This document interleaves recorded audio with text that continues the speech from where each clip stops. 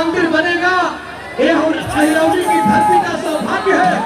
कल्लू जी का कर्ज भी उतरेगा, इनका सौभाग्य जागेगा। और भारत सरकार के माननीय मंत्री जी ने जो कदम उठाया है, बक्सर एक बार जोरदार ताली बजाए। बक्सर का इतिहास राम का इतिहास है, अहिल्या का इतिहास है।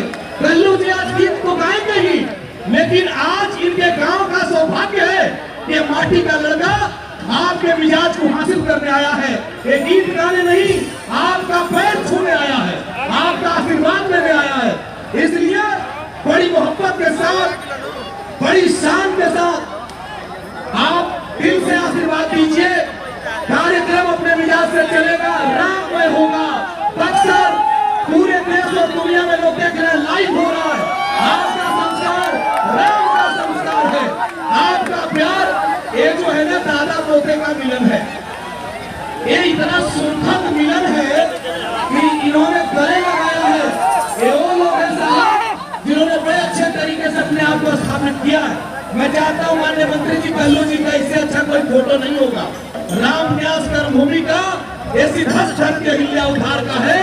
मैं चाहता हूँ कल्लू जी दो शब्द बोले और इसके बाद कार्यक्रम शुरू किया जाए।